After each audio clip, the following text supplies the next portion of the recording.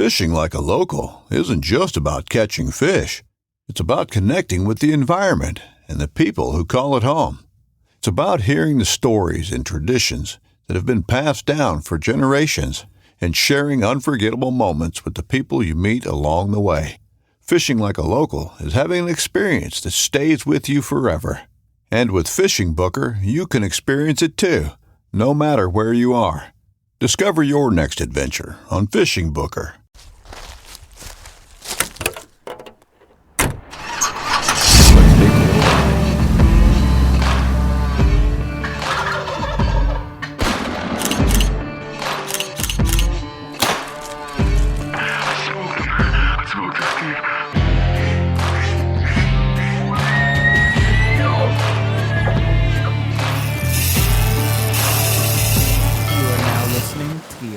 Drive podcast. All right, guys, welcome back. Yeah, another episode. This is episode 246. One pretty special episode, actually. Probably a really cool experience. You guys have heard us talk about it for quite some time now, and it actually came to fruition. And we're gonna tell the story. So you guys are stuck with me and the Madman all night long, or all morning, depending when you're listening to the podcast. But as always, this is your man, East Coast Trev, and I'm joined by my good buddy, Madman Mardik. What up, dude? What up?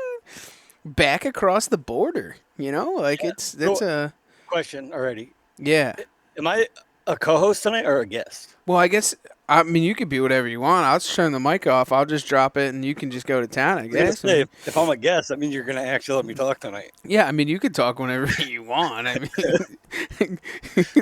Yeah, buddy, you choose not to talk. The good news is they let me back across the border. I wasn't worried about getting into Canada. I was worried about getting back. That has to be one of those things, like, when you go in there and you're part of it, right? Like, and on, like, that's...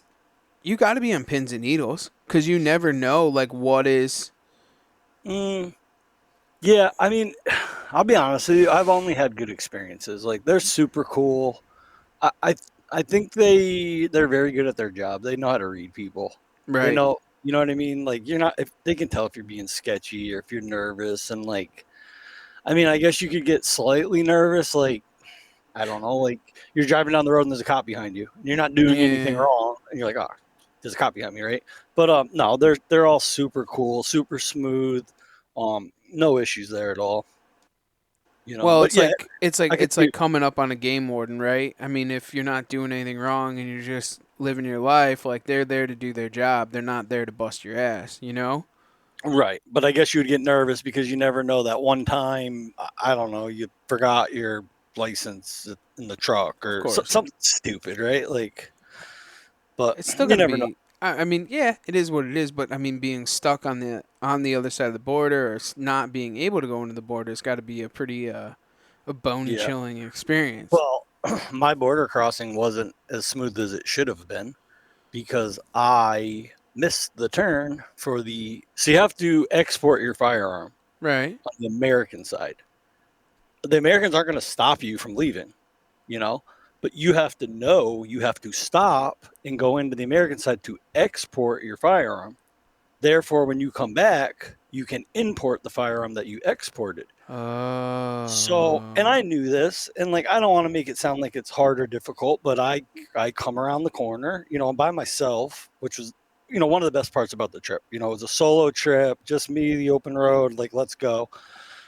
But you don't have that co-pilot that's like kind of looking out for you and like, So I come around the corner and I look to my left and I was like, shit, I was supposed to go there. Well, you look up, I'm in line for the border now. Like, there's the Canadian, I'm stopped. I'm like 7 cars deep. You can't pull a Yui in front of the border. So I had to sit there for a minute. You could.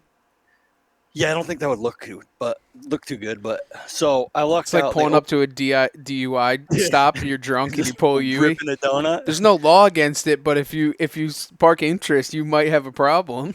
Yeah. So luckily they opened up a second booth. So I just pulled right up, handed the lady my passport, driver's license. She took it. I said, hey, I kind of messed up. She's like, what's up? I was like, I have a firearm on me. She's like, okay, what's the firearm for? I said, I'm going hunting. She's like, going bear hunting? Because it's bear season, yeah, right? Bear season, Everybody's flying across the board to go bear hunting. I'm like, no, actually, I'm going turkey hunting. She's like, turkey? And I'm like, yeah, first ever non-resident. You probably don't see very many, but, first time. So I'm like, I didn't export my firearm. So she's like, okay, no problem. Let me just check a couple things. So she lets me through the border. Then I pull my UE. Now I'm coming back to the American side, pulling up to the American check, coming from Canada with an unexported firearm. So I pulled Oh. same thing, hand that lady my passport, driver's license. I said, hey, I messed up. I'm trying to get into Canada. I missed the turn. I need to export my firearm before I can go in. Da, da, da. Again, super cool. Pull over here, get out. They check the serial numbers. You go in, you fill out some paperwork. They stamp it for you, and away you go. So back to the Canadian So it border really again. wasn't a big deal. Like, No, no, you no. just I have to just make lost. sure that you're going through the. Yeah, I lost like an extra half an hour by doing circles at the border, but that was my own stupidity. So, but everybody I dealt with at the border was super nice. When I went, so then after you get your firearm exported from the American side, you still have to go in on the Canadian side to import it, and there's like a Mm. $25 fee or something like that to bring it in. But while I was in there, those girls were super nice too. Paid the $25, stamped my paperwork or whatever. Well, they had like a little cup full of little tiny Canadian flags. So I was like a little kid. I was like, "Hey, can I get one of those flags?" And they're like, "Yeah, of course." So I was waving this little Canadian flag around all weekend. It was like a little lollipop at the bank. That's priceless. So I was wondering where yeah, it came from. I thought that they just handed them out to everybody who crossed the border. You just got this Canadian flag. I thought no, actually, take it back. Actually, I thought it was fake and you photoshopped it in at it does. first. It did look photoshopped, didn't it? And I'm like, there's no way. And then I had seen some videos in you waving it like Yeah, bon voyage, you know? So I was like, yeah, oh, okay, yeah, whatever. It is what yeah. it No, is. I said the same thing. I was like, man, it looks fake. Yeah, it did. When he first sent me the picture, I was like, it looks fake, bro. But Yeah. hey, before we further the conversation, man, let's break down through the sponsors real quick before we get too tied up in what's going on, and we got to pay respect to those that keep. I laid heavy on our sponsors on this trip. They all came into play. Oh, yeah, did they really? Yeah, for the most part, most of them. Yeah. That's good. That's good. Well, we'll start off with the official bow of the outdoor drive, which is Bowtech. Refuse to follow, guys. If you guys haven't gone out and shot yours, probably a good idea. We talked about it a couple podcasts before, like just breaking out of that brand, and we were very brand loyal, both of us, two different brands.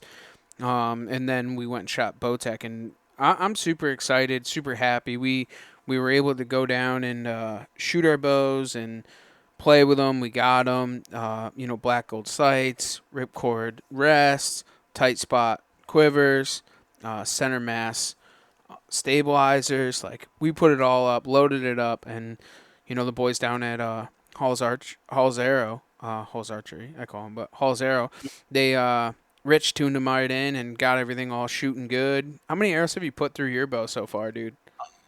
Just over 100. I Wow. shot 40 arrows tonight before we hopped on here to record. Yeah, man, So it's I'm pretty good. waiting for a new build of arrow, so I haven't really been messing around with it all too much. But once they come in, I'll be definitely shooting a lot more. It's kind of Mm, crazy. We were talking about it like when we first went down there, dude. It's like getting into a Ferrari, doing 200 miles an hour, and trying to figure out where the brakes are. Like you're just like, there's so mm. many things going on and so many changes. But we're super pumped. If you guys get some time, the TAC in Vermont's up there. Go and say hi to Caleb and Eric. The Bowtech boys from Bowtech Northeast, go and say hi to those guys. They're up there this weekend.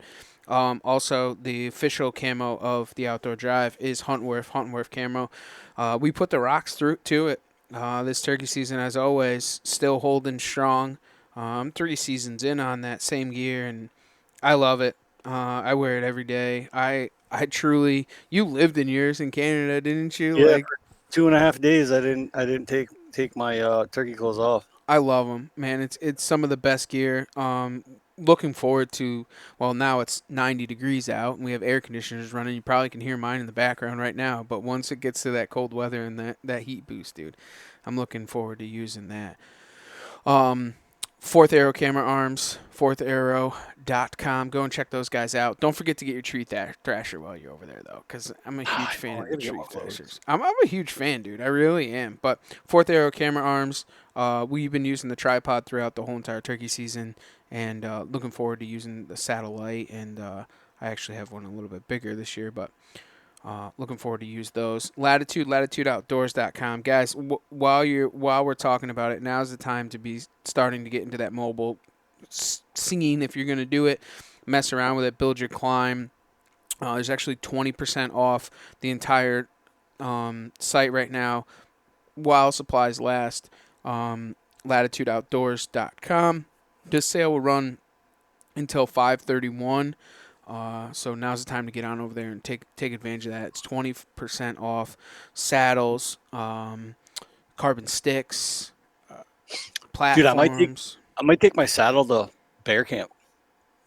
Dude, I'll tell you what, man. Hunting out of a saddle. So I always bring my saddle wherever I'm hunting because one of the things is like, even hunting off the back of a hang-on stand. And dude, think about it. Especially in the bear woods. They're so used to people being in that tree stand. If you're hiding on the back of it, game changer. Well, kind of the opposite here. So the dirt that I'm going to be hunting is not. They're not used to people. It's like new dirt, and I mean, I'm getting a little ahead of myself in the story, but I got to run some baits after I killed my turkey, and he's got a bunch of baits that don't have stands. So I'm thinking it's not going to hurt to throw the saddle and the sticks and the platform in the truck just in case. That's pretty cool. Did you talk to him about it? Like, yo, what up? Yeah. That's cool. Yeah. But I mean, if I'd rather have it and not need it than need it and not have it. I'm not going to regret bringing it. That's why I just load it up in the tote, man. I bring all my mobile stuff just in case. Hey, you never know, man. Things get weird. You want to set up a little bit different, whatever. It's always good to have it, especially with the bow. You know, you don't want to sit on the ground or whatever the case may be. But Nor'easter Game Calls, nor'eastergamecalls.com. Guys, go and check them out. Turkey season's coming to an end, but your deer grunt tubes coming at you. Make sure to go and get those. Coyote season is in full swing in most places. Guys are killing them. Pups are on the ground. So go and get some calls for that. A little bit of everything and anything you need. Custom knives, custom gifts. You know, we got some holidays coming up. Father's Day, so on and so forth. Think about nor'eastergamecalls.com. Last but not least, Sadie's Ammunition. Sadie's Fatties. Listen, when the turkeys die, when the Saddies fly. And that's the truth. I mean, it's gone across the border and it's killed turkeys, so it's definitely proven Ford tough, right? I thought I was going to have to use one on a bear, but I didn't have to, thankfully. Truth to that, man. Truth to that.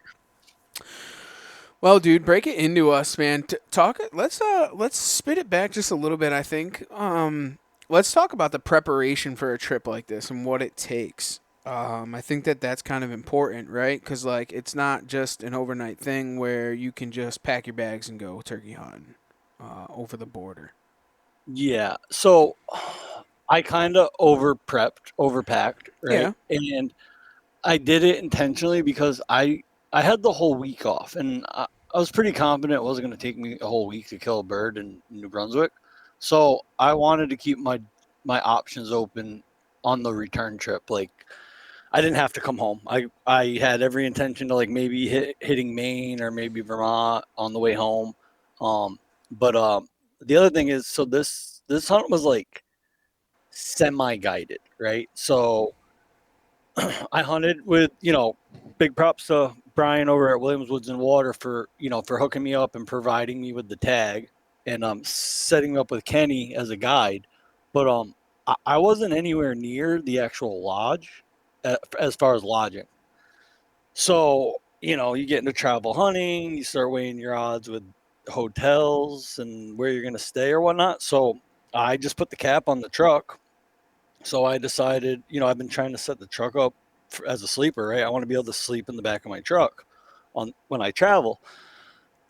I just hadn't done it yet. So I decided I didn't really decide. It just happened this way that my first night sleeping in the back of my truck ended up being in Canada and with no practice runs at all. So that was really sweet because, you get the experience, you get to learn like what works and what doesn't work, and what you need to change up, and how to do it moving forward in the future. So, but yeah, man, I left home Sunday morning, loaded up, sleeping gear, camping gear, all my hunting gear, food, drinks, everything. Like I could have lived by myself for a week easily with just me and my truck.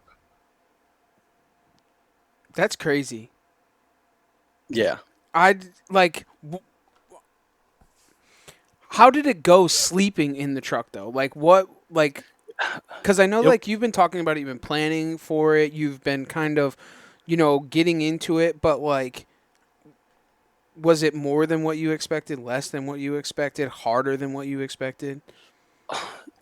Both. So, all right. So the first mistake I made was, so I get to Kenny's house. I forget what time. It was pretty early. It was probably like 3:30, 4 o'clock in the afternoon. And I pull in like, "What's up, buddy? Like, let's go." We've been talking and whatnot and planning for this for weeks. So we're all excited, and he's like, "All right, you want to go scout? You want to go do some road scouting? We'll drive by, check out where we're going to be hunting in the morning, yada, yada, yada." And I was like, "Yeah, let's go." Like, I'm excited. I'm wound up. I'm ready to go. Dude, it was so early in the afternoon. So, we were hunting probably, say, a half hour from his house. We got up there and there was like hours to kill before like roosting time or whatever. And looking back on it, the first thing I should have done is rearrange my truck and got my sleeping arrangements set. Because what fast forward, after we stayed out all night, roosted birds, drove it half an hour back. Now I'm trying to do all this in the back of my truck for the It's first time ever. 10:30 At at night. It was like 9:45, 10 Yeah. o'clock. Yep. I cooked. I was eating with like I had a jet boil and Yep. some Mountain House or Peak refuels. So I'm like trying to boil water, cook dinner, make my bed, and like the biggest problem I had that I learned was organization. I thought I was organized, right? I had a tote full of just hunting clothes. I had a tote full of just street clothes. I had a tote with just like my cooking food kind of kitchen tote, right? And like everything was organized, and I'm like, I know where everything is, right? Well, all of that had to come out of the bed to make it a sleeper. So now I have totes everywhere. I'm jamming stuff in the back seat. Now my back seat's big. I had room for it, but it just, yeah. So I got to figure that out. Like moving forward, that I could be so much more efficient and organized in a sense where like easy access to everything without having to move three things to get to one thing and all that stuff. So big learning curve there. But as far as comfort wise, um yeah, that first night, that Sunday night in Canada, it was like mid to upper 30s, like somewhere between 35 and 37 degrees. I brought a lot of sleeping bags. I had like 4 sleeping bags, and I got this sweet thing. It looks goofy. You guys listening, you could probably Google it and find it. It's called a wearable sleeping bag. So it's like a full body sleeping bag. It's got legs, arms, hood, and everything, like a onesie, but it's like a down sleeping bag. We used to use something similar to it called a mummy bag Yeah, but a mummy's like a sleeping bag that's with a just like, hood. but it's tapered, right? Yeah. Yeah. So I don't like those because I don't like my arms like inside. Mm. Like I feel this has like full arm. This is a suit. Like you look like an astronaut. Like Like a sleeves. heater bodysuit. Yeah, but it's a down sleeping bag. Mm. It's amazing. So before I went, before I got ready for bed, I put my hunting clothes on. Put all the hunt wears on. I had base layers on, my Durham pants, base top, Shelton hoodie. I'm ready to hunt. Jumped in my wearable sleeping bag. Jumped in. Ate my peak refuel. I think I had sweet pork and rice that night. It was delicious actually. Ate my little meal and went to bed. I didn't freeze. I woke up 2 or 3 times chilly, not freezing, but like, oh, I'm a little cold, and I just kind of pulled that Mm-hmm. other bag up and like kind of rolled over, tucked back in, and fell back asleep. So it wasn't bad. It wasn't miserable. I was comfortable and got a pretty good night's sleep for the most part. So So we get up 3:15 Monday morning, jump in the car. Now Kenny's wife drew a turkey tag. So just to put it in perspective, yes, there's only 50 non-resident turkey tags for New Brunswick, but as a resident, it's also a draw. So you don't get a turkey tag every year. Oh. It's it's almost like a moose draw. Probably not that hard to draw, but like this is what the fourth year of a resident turkey hunt up there. Kenny drew a tag the first year. He hasn't drawn a tag since. Did he kill So a bird the first year? yep, the first year, yep. Yep. And he's guided some and like help, like Right. somebody else draws, and he's one of those guys that, you know, these residents of New Brunswick, they don't have a ton of experience turkey hunting because they've only had a season for 4 years. So Kenny's kind of one of those guys that has more experience than most just because he's been around and witnessed, 3 or 4 or 5 successful turkey hunts. So Karen had drawn. So she had a tag and I had a tag. So the plan was we were going to leave the house. Like I said before, it's like a half-hour drive. He was going to drop me off on the side of the road. I'm going in, and then him and Karen were going to go up the road and hunt another spot. So Kenny did some scouting. He located some birds. I know there's birds there, but after that, like, you're on your own. Have fun, kid. So I'm like, all right. So I'm standing on the side of the road in New Brunswick, Canada, with my turkey gun and have at it, right? So I go in. It's a big ag field, right? The woods are super thick. I knew there was a lot of birds in that. They're pretty much in that field daily. So I decided I was going to put a decoy out. I've never killed a bird over a decoy in my life. And I said earlier this season, if you remember correctly, I was going to try to change that, right? I didn't know I was going to be in Canada, but that was one of my goals for this year, was to experience a bird over a decoy. Yeah. So I figured this is the best chance to do it, right? Like, it's a field edge. You put the decoy out. The birds are going to be in the field at some point. Hopefully they see the decoy. The decoy does the trick, right? So I'm set up. I'm sitting there. It's gobbling time. Birds start gobbling. Like 3 different birds gobbling in the block of timber to my right. So I'm like, all right, perfect. I'm not really gonna call too much, right? Like, the woods are thick. This is the only field around. I know for a fact these birds are in this field every morning. Let's wait for them to let me see them first, right? And then if I need to, I'll do a little light call and get their attention. They'll see the decoy. Cool, right? Dude, those birds hit the ground. I never heard them again. They did not gobble once on the ground. And I'm like sitting there and I'm like, what is going on? Like, this, I'm trying to make sense of it, right? So I look up and I see what I thought was a strutter coming out into the field on like the far back right corner. So I'm like, all right, there we go, baby. Here's a strutter. Let's go. And then I realized it was a black bear. So now I have a black bear in the field that I'm turkey hunting in. And I'm like, at first it's super cool, right? Like, not every day you get to see a black bear like that, and he doesn't know I'm there. Yeah, so but I'm you're just, not there to look at black bears. right. So I'm running the camera and I'm videoing him, and like, this is cool. He's just eating grass and whatnot. But then I'm like, do they keep the turkey? Like, is this why the turkeys stop gobbling? Is this why there's no turkeys in the field? Like, you'd think they would coexist, right? Do bears and turkeys get along? I don't know, but Are you I'm on Google trying to figure out if turkeys get along with bears?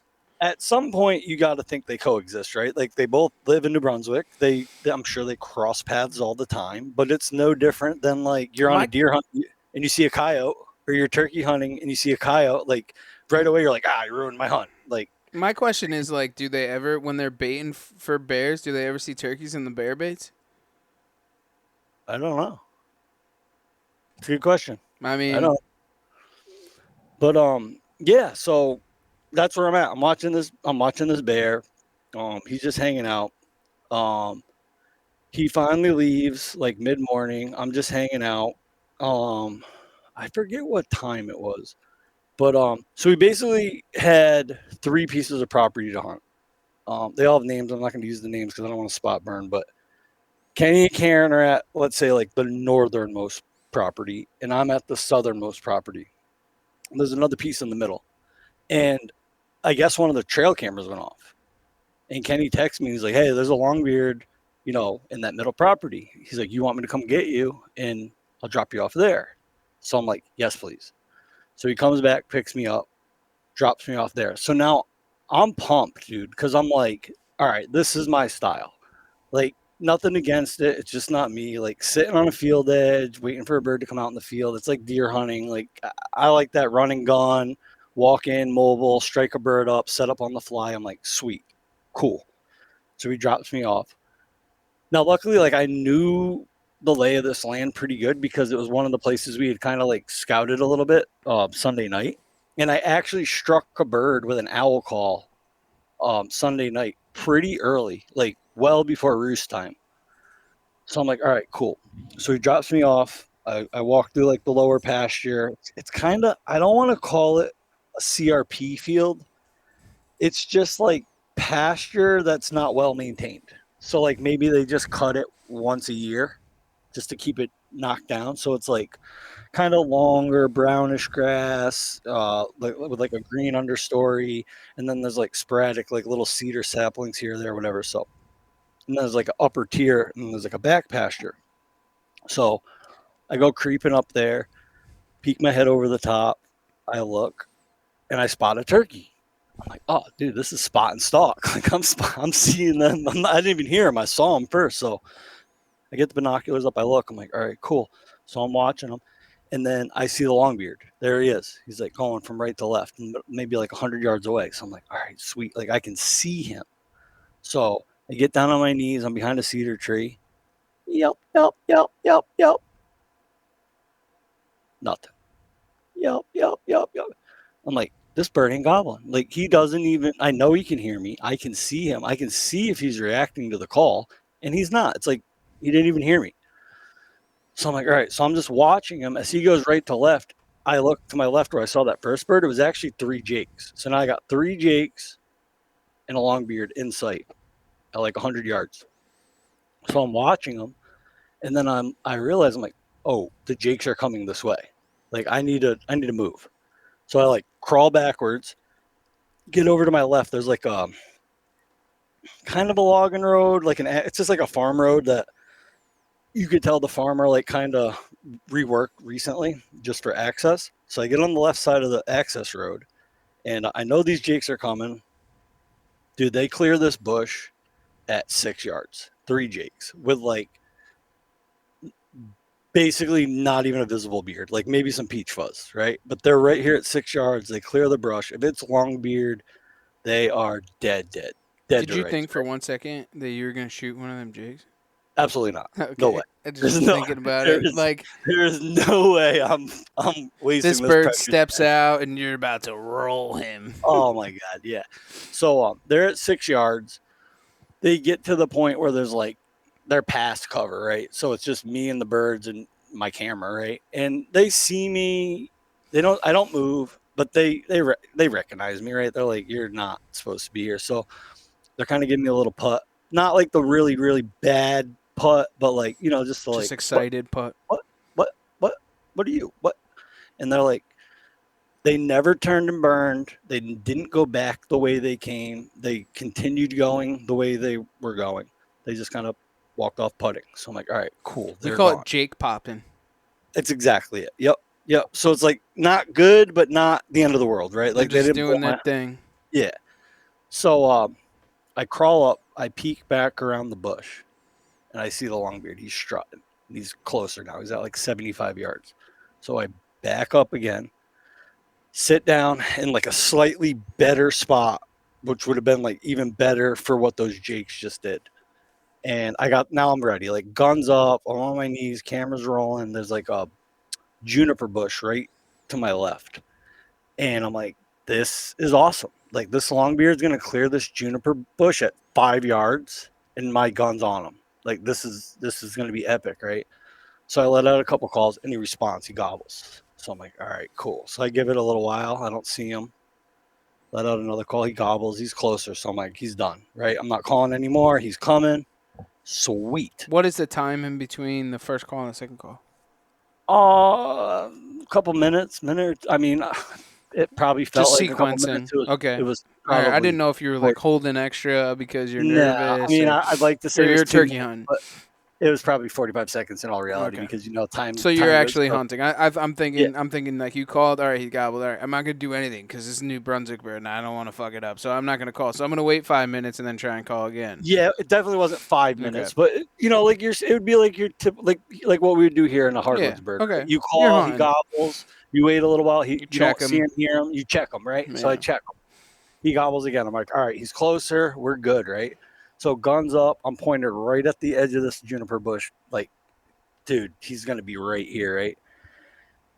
And then he hammers, bro, at 15 yards to my 9 o'clock, like immediate left. And I'm like, oh my God, he's right to my left. It's thick, right? Like, even if I wanted to, I can't swing to my left and shoot him. So I'm just pointed straight ahead at 12 o'clock, and he's to my 9 o'clock. And my heart's pumping, right? I'm like, oh my God, this bird is right here, like gobbling in my left eardrum. So what does he do? He doesn't come around the front of the juniper tree like the Jakes did. He went around me, all the way around me. Now I had like a ton of back cover. Like if I turned around to look, I wouldn't be able to see him anyways. Like I had a ton of back cover. So he works right around behind me. Now he's down the hill to my right, opposite side he came from. So I'm like, so he's down where I came in from, right? So I'm like, all right, well, no big deal, right? So I called him again. He's gobbling. Now he's hot, right? He's cutting me off. I call, he's gobbling. So I'm like, I'm gonna call him right back up the road that I came up on, right? And I had said earlier that the farmer had like reworked that road, so he had cut some like cedar trees down and stuff, and he had stacked them on the left side of the road, like long way. So it was almost like a wall. So I knew if this longbeard got on that road and came up the road to a certain point, he can't cut to the left and get around me again. Like he's stuck. He has to commit, right? So he gobbled a couple times on that road. I could hear him spitting. And he gets to that point where I'm like, he's behind those down cedar trees. So he's committed. He has to come out in front of me now. It's like a funnel, right? So same scenario. Like the last thing before that logging road opens up into this like pasture that I'm in is a big juniper tree. And I got my cameras pointed on the edge of this juniper tree. My gun is pointed at this juniper tree. And I see his head, right? And I hesitated, right? Because 3 Jakes just went that way. And I didn't want to accidentally shoot a Jake. So I'm waiting to see a beard. As soon as I see a long beard, he sees me because, again, there's no cover between me and him. He's 10 yards. He's at 10 yards. And he hasn't cleared cover yet. Like, I can just see a head and his beard. And he turns to burn, dude. He gives one putt. He turns to run. And there's like a 3-foot wide window. And, I mean, I don't really know what my pattern looks like at 10 yards, but it's probably smaller than my fist. And he's running, and I rushed the shot, and I blew that shot right over the top of his head and missed. And dude, I'm like so mad. I'm like, I cannot believe you just missed a bird. Like, I know why I missed a bird. It was Right. like no excuses, but like the whole scenario situation, like he got me. He worked me. I didn't work him. He worked me over good. Come on, And Stevie. Like these things have never been hunted. What are you waiting for, he dude? Come kicked on. my ass, right? So I'm like, I'm bummed, but I'm I did a little spiel with the camera, and I'm like, hey, you know what? Well, what can you do? Let's go find another Just one, be right? optimistic. Yeah, it's a great Yeah, thing about turkey hunting. It's not.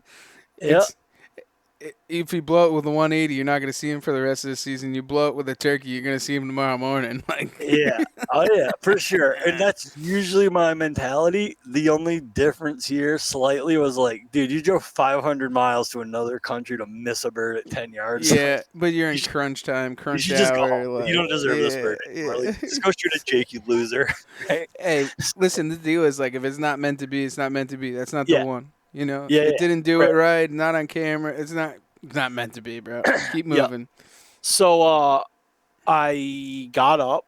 I took a little walk, right? Just like a little more my style. Just kind of just slow walked up and back. There's like a backwood lot, stuff like that. Just letting out some yelps here or there, whatever. See if I could strike another bird. Come back down to about where I missed, and I was just hanging out. It was hot. It was super hot that day, so I'm just like hanging out in the shade. and I get a text from Kenny. Karen shot a bird. She shot her longbeard, right? So I'm like, dude, come get me. Like it was, I forget what time. It was probably like, it was midday, like 12:30, 1 o'clock, right? Dude, come get me. I don't need to be hanging out here. Like I want to come see the bird. I want to see Karen. Like I want to be just like it back home. Your boy shoots a bird. You got to go see him, right? So Kenny comes and grabs me, go over there. I see them, take pictures with them, the bird and all that stuff. Super cool, you know. And so we Karen loads up. We had multiple vehicles, so she takes off, goes home, takes care of her bird. Me and Kenny stay at that piece where she shot it. I guess they had heard a bunch of birds like the other direction of the property. So Kenny's like, "What do you want to do?" So we end up moving the ground blind to like a different field that they were in, and putting a decoy out and like doing like an evening sit. And he's like kind of asking me like, "What do you think?" I'm like, "Dude, I don't know. Like, I've never pop up blind hunted before. Like, you can just pop them up in the middle of a field and the turkeys don't care, which is wild to me, right?" But Bro, they'll like you could put the decoy 3 feet from the pop up, and then they'll come strutting into like it's crazy. I never yeah, listen, dude. I get it because I never did it other than when I hunted with Will Jimeno. Had I ever yeah, hunted out of a ground blind, and yeah, then he was explaining to me, just put it in the middle of the field. I'm like, put it in yeah, the middle of the field. He's like, they don't know, and I'm like, yeah. they don't know. He's like, they don't know, and I'm like, okay, whatever you say, bro. Like, it's weird, and you were in a blind like I was in a blind. You can see through the blind, but they can't see hmm in the blind. hmm When have you called the turkey into this and seen what it's all about, No, because dude? just calling inside the blind's weird because like you feel so contained, right? And All it's right. like loud inside the blind, and it's like echoey, and you're like even want like I want to stick my head out the window to call because it just seems so weird. So it's really great because you can actually film through the blind, which Yeah, is really wild. yeah, And so, like, like when you get out of the shower and you accidentally left the bathroom window open and you're naked and you're just like nervous that the neighbors are going to see you. That's how you feel when a turkey comes in because it'll be like turkey. So we had a bunch of turkeys around us.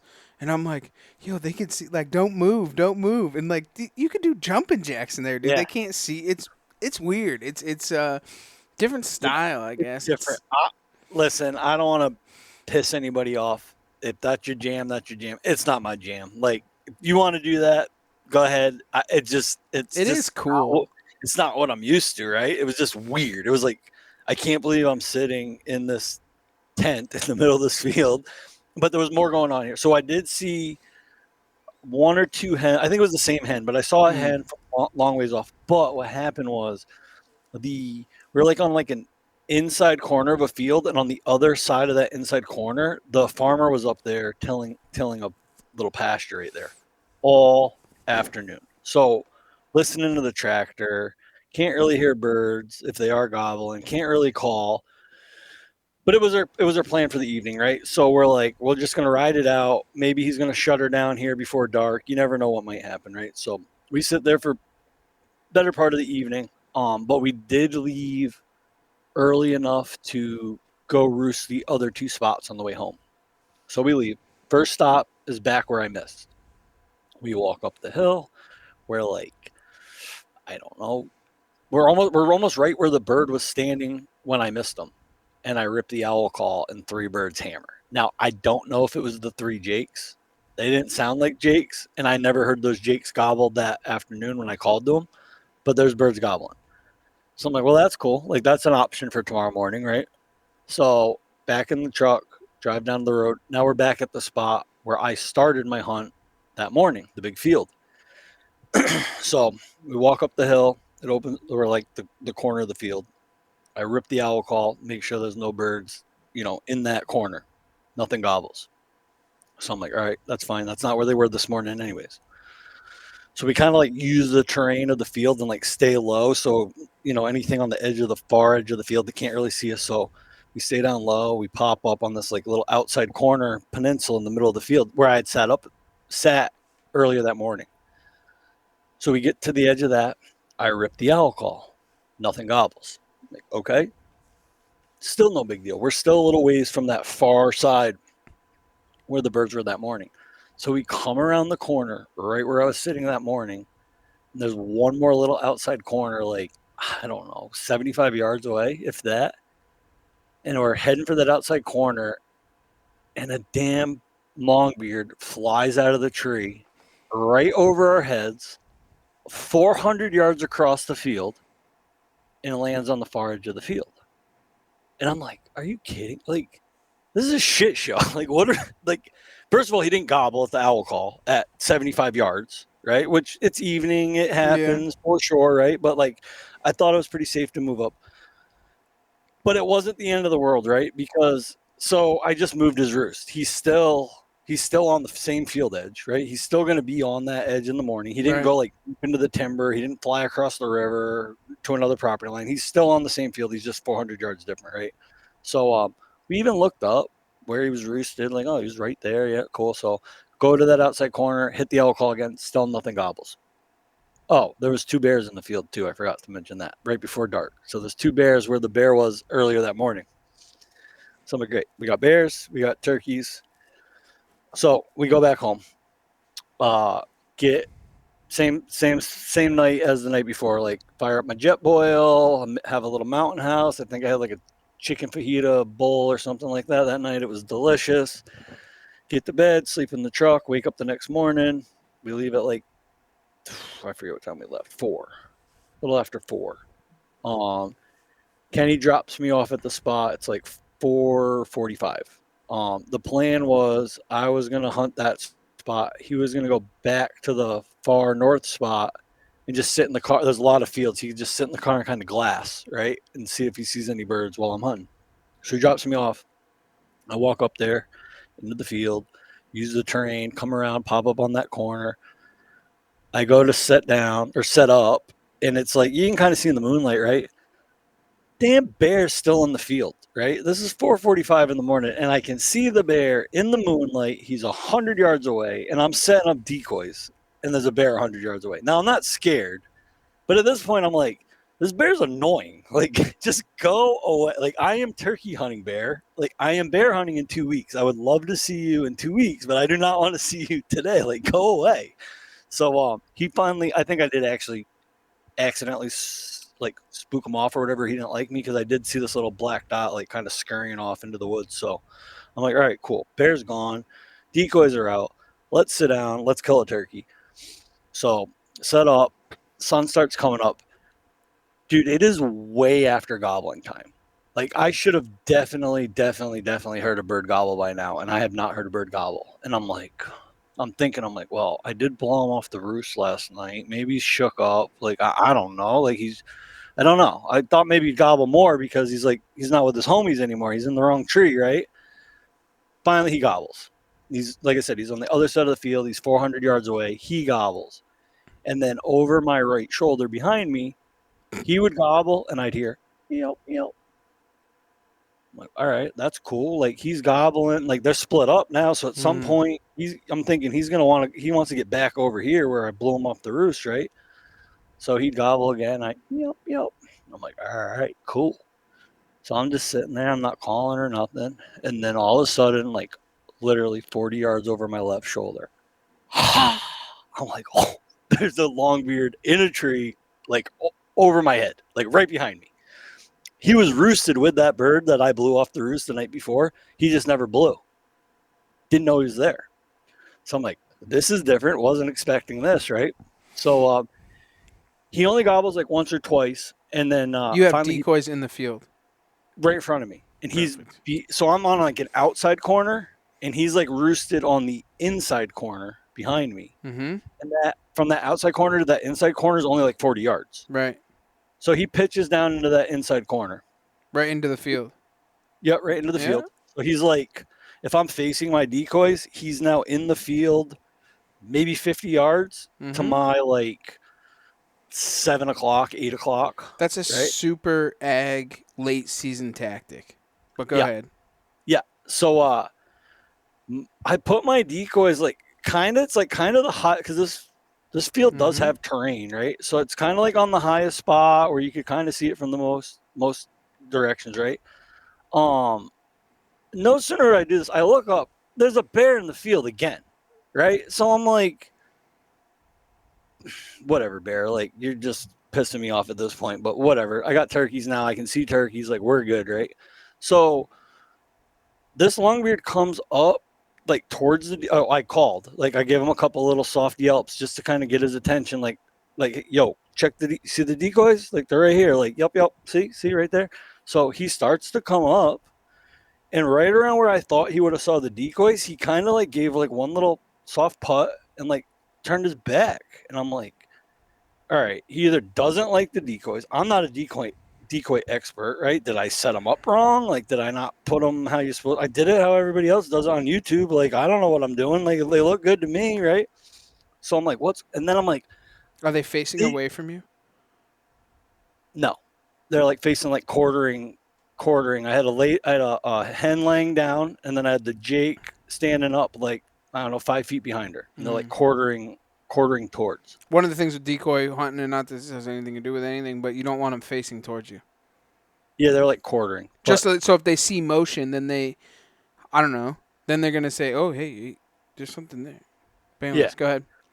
So now I'm like, all right, he doesn't like the decoy, or he saw the bear that's like 150 yards behind the decoys. Like, maybe I don't know what's going on here, right? So maybe he's not a dominant bird, right? Maybe he doesn't want to play the game with the Jake. I don't know what's going on. But about this time, the bird across the field, he's coming. He's in the field and he is coming like on a string, just this waddling along. So I'm like, all right, cool. Maybe the bird behind me is like less dominant, and the bird coming across the field is the dominant one, and that's why this one is like kind of gun shy about the decoys, right? I was wrong. He let that bird come across that field, and he was like committed to the decoy. So at this point, I'm like, all right, I'm shooting the one coming across the field because he's coming in on a string, right? That bird gets to like 40 yards from the decoys, and the other bird wanted no part of it. He like struts up, breaks strut, cuts that bird off. Like, nope, you're not getting in there. The bird coming across the field just locks it up, stops. He's like, yes, sir. Like, all right, I'll stay here. And that other bird goes full strut, comes in. I told myself I was going to let that bird get to that decoy, right? I got to do it. I got to let him touch the decoy, right? And I wasn't going to. Like, I needed to get this bird down. So I couple yelps to stop him, right? Figured I'll yelp and he'll stop. Like, oh, what was that? Stick his head up. It's like he didn't even hear me. Couple hard cuts. Nope, he's in a trance. He circles that Jake decoy. Now, this is another thing I wasn't prepared for. I'm used to hardwoods birds, right? When they're coming through the hardwoods and you stop calling, they're looking, right? They're kind of get a little cautious. They're real slow. They stick their head up. They look. They put their head down. They keep coming a couple yards. They stop. They pick their head up to look. And it's like, dude, they're just standing there looking, right? Head's not moving. Perfect shot. No problem, right? No, not with decoys. They're like little crackheads. He's circling the decoy. The head's bobbing and weaving. And I'm like, all right, shoot him now. And then he moves his head. I'm like, well, don't shoot him. And then he's strutting. And I'm like, just waiting for like the proper time to shoot. And he kind of turned like he was going to like he knew the gig was up and he knew he was like fighting a rubber turkey. So he goes to turn and I put the red dot on his head and I pulled the trigger and I did not make a great shot. I hit him good. Like, I rolled him up, but I definitely winged him. So he rolls, kind of gets up to run. And I racked another one. And as he got up to run, I just hit him with another one and just folded him up. And I was like, dude, like, act like you know what you're doing, would you? Like, act like this isn't your first time. Like, be a professional here. That's priceless. But, dude, emotions run deep, man. Like, it wasn't just a regular turkey hunt. It was a lot went into it, a lot of planning and traveling, and it's a 1 in 50 tag. It tends to get you wound up a little bit more than Yeah, well, public. not even that, but you swung and missed, and then now this one came, you hit him, rolled them up, and then he gets back. Like, so that, like, emotions are high. You've been going to Canada since you were a kid. I mean, there's a lot of intentions and a lot of things that add up that into this big melting pot of an experience. Yeah. Yep. Yeah, so I got the turkey down. So I So I text Kenny, and I kind of did it on purpose. I didn't tell him like dead bird, bird down, anything like that. I just said, "Come get me." And he said, "I'm on my way." So at the time I didn't know, but Kenny's like doesn't know what's going on. He's like, "Is he scared of the bears? Like, does he want me to come get him because the bears are giving him a hard time or what?" And so he's like, "All right, I'm on my way." So he's I know how far away he's like about 5 minute drive, right? So he's on his way. So I waited about 2 minutes for him to think about it, and I text him, "Bring me my Canadian flag. It's in the back seat." So he's like, "Hell yeah!" So he knew I killed a turkey if I wanted my flag, right? Right. So he comes in and we had a good time. I got to tag a bird for the first time with like an actual sticker tag around the leg, Yeah, which you were I've never saying had. that they're like our old pheasant tags. But big, like giant, and they're almost too big. New Brunswick's got a little tweaking to do with their system, right? It's new to them too, right? They're like too big, so like there's not enough room between the spur with And the where foot the or fence the is. yeah. Yeah, so it like barely fits. But yes, I wrapped the sticker around his leg and like officially like So what do tagged the you? bird. So did you like save the sticker with the spur? Like how are you? I still have it. Yeah, I still have the whole foot. I haven't cut the spur. Like I have the whole leg with the tag still on it. Mm, I haven't cut the spurs out yet. that's cool. Yeah. Maybe I'll be like Jansen and like keep it in my freezer forever. Yeah. Oh, I would have done some trick where I took the turkey feather and put it in between the stickers so you can pull it apart or something like that. Like Yeah. that's crazy though. That's super cool. It's totally different though. Like it's wild. It's truly Yeah. wild. It was cool, man. It was like, in the moment, it's just a turkey hunt, right? You just black Mm, out and there's a bird and, you go into hunt mode. But then, like, after you kind of like it settles in, like, what did you just do? Like, right. this is the first ever non resident turkey hunt ever, one of 50. I don't know how many actually went to Americans, but a lot of them are Canadians from other provinces because that's still a non-resident, Oh, right? From true. Ontario or whatever. So, I know there was definitely a few Americans, but I was part of it, right? And like Brian said to me a couple times, and like the first time he said it, it kind of sounded a little corny, but he's like, "Dude, you're part of history, man. Like, you made history. This is the first one ever. Like I don't know how their It's population very is going to true. be sustained in the future, but like they could have this turkey season for 20 years. And 20 years from now, to look back like that year, the first one ever, like I was there. I punched one of those tags, which is Right. Or they killed too many turkeys and they shut it down. Like who know? You know what I'm saying? I mean, like there's a right. lot of things that can go into it. It's kind of. So I was Right. talking Yeah, I with. mean, there could, in theory, and I don't think this is going to happen, but it's always a possibility. There might not be a non-resident turkey season next year. Again, right. You know. So I was talking with Doug Howlett from Fishing Game and Fish. Hmm. He is a magazine writer, so on and so forth. Actually, we have him on a podcast, but he's always asking me the kind of like the report of the turkeys, this, that, and the other thing. And obviously, I told him that you're going up to New Brunswick, and then he asked me every week, "Hey, what's up? What's up with the turkeys? How the boys doing?" He doesn't ask me about me anymore because I'm a horrible turkey hunter this year, but he was we were always talking about you and what you were doing, and he's like, "Hey, that's funny is I know somebody else, and he actually works with Mossy Oak." And he's like, "What's the chances?" Go ahead. And I was like, he's like, "What's the chances that both of us know one person?" And I said, "Doug," I said, "it's because it's it's it's a draw, but it's draw to the um to outfitters." And then Right. outfitter, so like you weed out a Yeah. lot of people, so like you would know more people, right? Because the hardcore people are the ones that are gonna get the tags or whatever, instead of just like a bunch of people putting in for the tag and then it just be random, right? Like Right. it's the hardcore turkey guys that are gonna want to try and get in on the first run. Yeah. So that's probably a good segue into anyone listening that might be interested in trying to do this, right? Yeah. So my advice would be start reaching out to outfitters now, like right now, because there's only 50 tags. Right. Um, one outfitter's lucky to get one or two Mm-hmm. tags, so you got to find outfitters show interest that you like. You Well, want to basically you want to find an outfitter that doesn't have anyone committed to a turkey yet, and you want to let them know like I'm your guy. If you get a tag next year, I want I want that. Well, hunt. that's kind of funny that you said that, because like after you had gotten your tag, remember I was out talking to other people, like trying to figure out like, hey man, like I can't do it this year, but I'd love to do it next year. And when I got to talking to was talking to Ryan, Uh-huh. and Ryan's like, I already got guys signed up.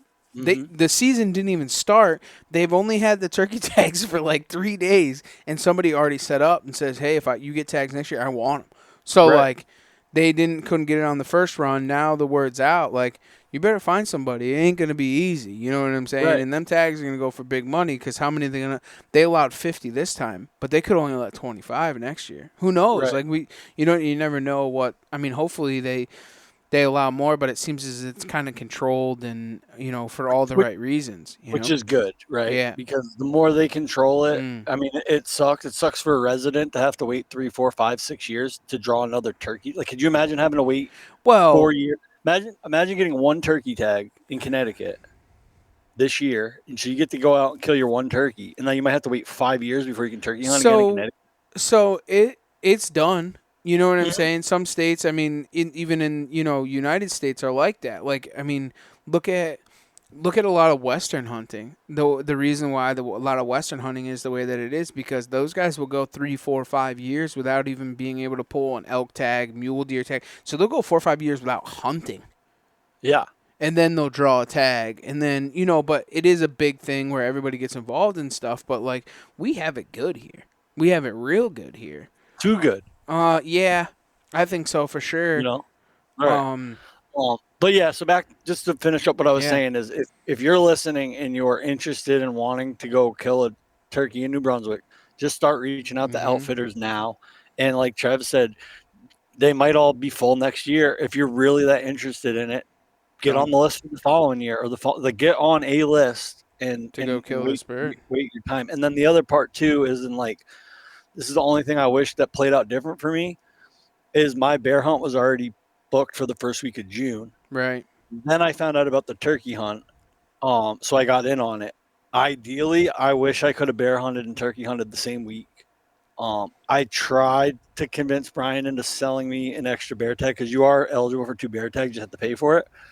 And I killed my turkey on a Tuesday, and I told Brian. So after I killed my turkey, I traveled down to bear camp to meet up with those boys, and I said, dude, you put me on a stand tonight with a bear tag, I'm rolling a bear. Like, size don't matter. I will put a bear on the ground tonight because I will shoot a turkey and a bear on the same day, no doubt.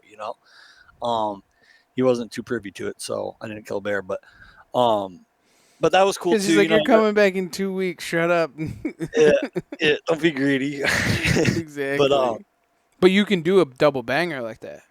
that's the way to do it. Yeah. Do a combo. Make it bear worth hunting is pretty much an evening thing, and turkey Yeah. hunting is a morning thing. So you can get up and hunt turkeys in the morning and bears in the afternoon. And like, dude, We- if you could do them both on the same day, We talked about that when we had Brian on.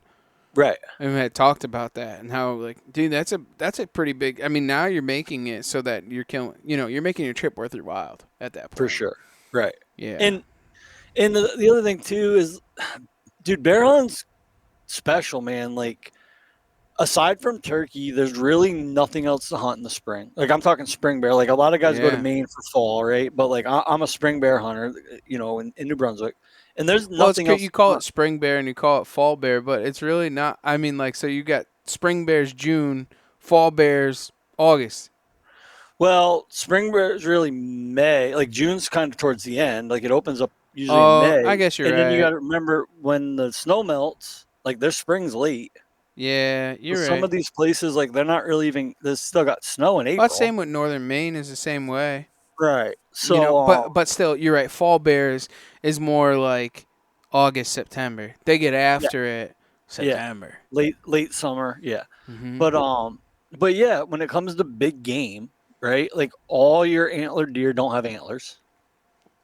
Turkey season's over. There's really you're not missing out on any other hunting anywhere else in the country, except I think you can access hunt Hawaii this time of year, I believe. Yeah, but But think other about than it. Think about it. Bear hunting. The other cool thing about bear hunting and how special it is, you don't have to get up early.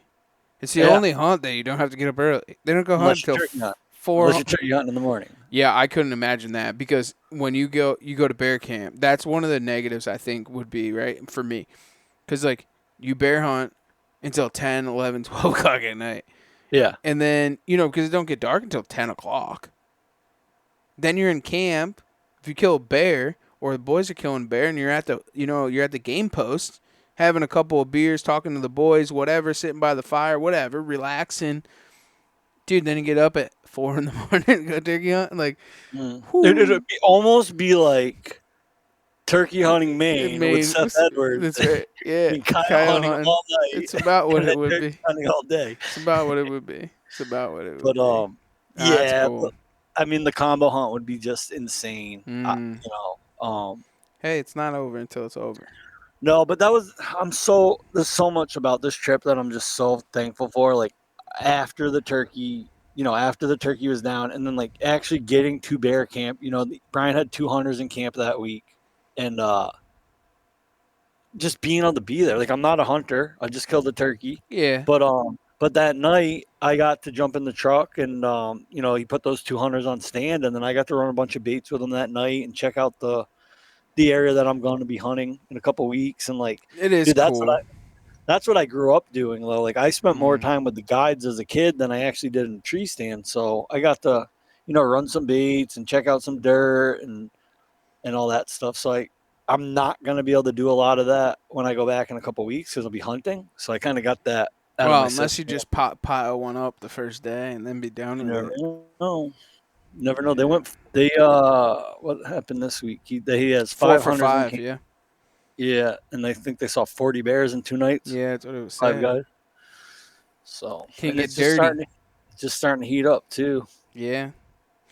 Well, that's good, man. Congratulations on your bird, dude. It's great to hear the story, and you had a phenomenal turkey season, like lights out turkey season, bro. Like yeah. It's a grind though, I was talking to Matt Weddish today about it, and it's like, you see the grip and grins, and you're like, oh gee, you killed another one. Dude, you know how many miles I put on my truck and how many blank spots. Well, think about it like this. So as funny as you had posted up, I think the last bird, and somebody had wrote on there the easiest turkey season yet, and I was like, bro, you never grinded.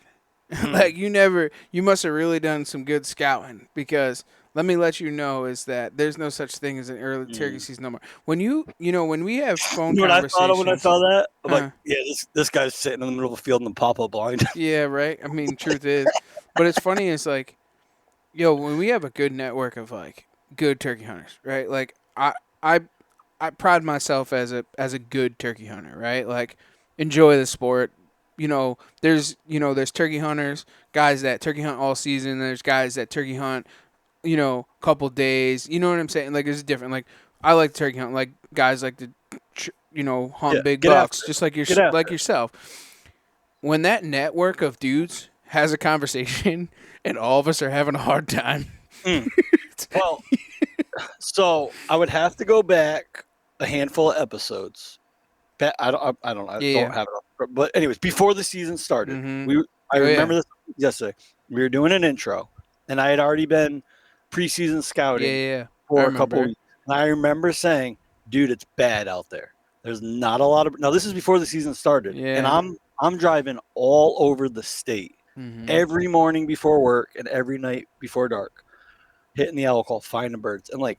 Dude, it was a struggle. Like, I was having a hard time finding birds before the season started. Now the season opens, and everybody's out there doing the same thing, and any bird that gobbles is going to die. So it's funny because today, Matt Weddish killed a bird with Eric from Waypoint, right? Yeah. And this morning, it's 6:15, and my phone rings. And I'm like, what in the world? It's Matt, and he's like, hey, man, been in here all morning, haven't heard a gobble. He's like, I'm over here. You got any insight? And I was like, well, this place is a late season spot, this is a late season spot, and this is a late season spot. He's like, I'm already in this one.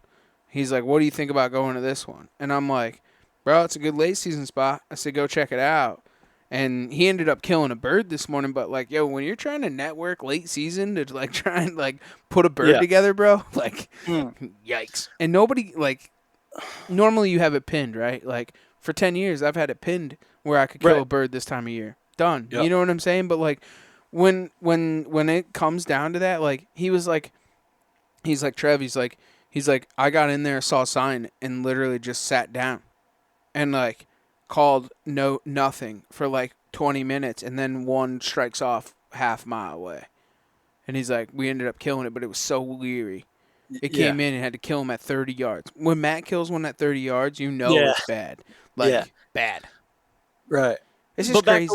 back to what I was saying, like I saw the writing on the wall before the season started. Like I knew it was going to be a tough year, and I said the guys that aren't worried aren't scouting yet, and the guys that are scouting see it. They know what's coming, right? And I think it shows with everybody's like getting their ass kicked. So like the guys that are really getting after it, they're still piecing it together and figuring it out, but it's hard as hell. And the guys that aren't putting in the work, they're lucky to get a bird or no Yeah. birds or one bird. So like, dude, they're hard earned. You know? Yeah. Oh, it's tough. It was a real tough season, man. It was a grind. I closed out the season with one bird, bro. I mean, The- like that's the least amount of birds I've probably shot mine 20 years of turkey hunting. But Yeah. it's not for lack of trying, right? It's not like I Yeah. got, you know, we called in a ton of birds, killed birds. Like it's not that. I personally only killed one bird. Like I'm not saying that at all. But Yeah. like the birds, they're tough, bro. They're tough. Uh-huh. Like it's a grind, bro. I hunted 4 Yeah. Sundays in Rhode Island, and one of them I wasn't on the gun. My girl was on the gun. 3 of them, I called birds, but just like, dude, not committed. Go on to private, like just tough hunted Yeah. birds, like tough hunted birds. But hey, we did call Hannah into about fucking 2 feet. She put on a show. I mean, it was they chalked that up as a win. One pro that I'm taking from the season, and I don't know if it'll materialize, but you know, prior to the season, I'm like, we're in trouble, right? There's not a Yeah. lot of birds. We got a ton of hunters. We're gonna have a ton of out of state hunters. Like it is going to put a whooping on our turkey population, and it might be worse next year, right? Yeah. The good thing that I did notice this year is I had an insane amount of encounters with jakes. A lot of jakes this year, more than I can ever remember. Yeah. I'm hoping. I don't know if it meant it was a good clutch of jakes last year, and I know it's luck of the draw with like what survives predators and what survives, you know, to become a jake. But I'm hoping the fact that I saw so many jakes this year means there's going to be a decent amount of longbeards around next season. I'm hoping. I don't know. Yeah, I'd have to agree with you. I'm hoping it up for a good chalk win, and then this year, same, and that we have a little incline. People are paying attention, not shooting as many birds. Tough, rough, a lot of people knocking down. I mean, I'm hoping that that's the case. I mean, you can only see what happens. I mean, we've seen this writing on the wall for years now. I mean, Right. and we just, you know, it is what it is. But it's. People are starting to do it. We're being, you know, reactive instead of proactive now. Guys are, you know, doing the thing. It's never too late, but it's. I think you're right though. I think you're on the right track. Where I think next year's gonna be good. There's a lot of good jakes around, and you know, yeah, I hope it's gonna be good. I really do. So Yeah, I'm rooting for him. I'm rooting for him too. Well, man, let's wrap this bad boy up, and we got one more weekend here, and hopefully we can punch a tag. You know, I know. still a little bit left. I don't have a ton of grind left in me, but I think I got No. enough for one more. One more. And you know why? You know why? After Saturday, we have to wait until what, April 24th, 2025, before we can do it again. Yeah. So if you sleep in Saturday and Well, don't get after him, March in Florida. you want to go to Florida? But you know what I mean. Like, no, I do. you know, I do. it gets late in the year, and you know you don't really feel like getting up and going, and you don't really have that drive. Oh, I know. And you like you did at the beginning of the season, but you know after that you got to wait till next year before you can do it again. So I don't know, you know, dude. I got my eye on the prize, man. I'm really honestly thinking about deer season. Like it's the first time ever. Like You could go back 150 episodes and listen to me about how I'm so excited it's turkey season. I want to keep turkey hunting, but truly, I am just waiting for turkey season to end and like really want to chase whitetails this year. Like I just super excited for it. So next week we actually have on Jacob Enry, and we're gonna talk about the switch between turkey hunting and deer hunting. So I'm ready. I'm so ready. Like my switch is ready to be flipped. I got some Troy Pottinger scent right here behind I me. got Ready some to too. get deployed. I got some too, buddy. The only problem is I got that one little black bear trip in Yeah, I between know. Yeah. turkey and deer mode, but that's coming quick, man. Like it's crazy. Like I'm looking at the calendar, I'm like, oh shit, like I'm leaving in a week almost, you know? So hopefully we have a good trip up there, come home, and then it's full send on the deer. Well, after I'm hoping that you do a couple of podcasts from up there so we can air those as maybe a bear camp podcast kind of thing. I think it would be kind of cool. So we'll have to stay tuned to those. But everybody else, thanks for taking the ride right here on the Outdoor Drive, and a huge congratulations to Mr. Madman Mardick. We'll see you on the next one, guys.